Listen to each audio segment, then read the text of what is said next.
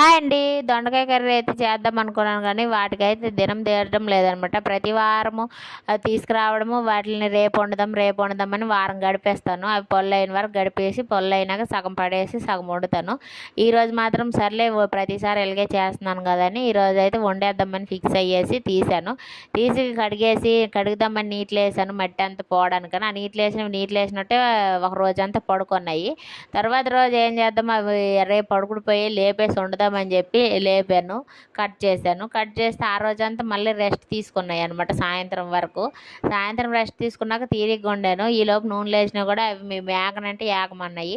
ఇక అట్లనే ఉండిపోయాయి. ఇక కర్రీలో వేసి ఉడికించినా కూడా ఉడకమన్నాయి. సర్లే ఉడకపోతే ఉడకపోండి, ఉడికినవి తినేసి ఉడకన పడేస్తాం, మరి ఏం చేస్తాము, ఇన్ని రోజులు నీట్లుంటే ఏమవుతాయి అని చెప్పేసి అయితే లాస్ట్కి ఇక్కడైతే పల్లీలు వేసి మసాలా కర్రీ అయితే చేశాను. గ్రేవీ బాగుంది, దొండకాయ ఉడికిన బాగున్నాయి, ఉడకన బాగాలేవన్నమాట. Bye bye.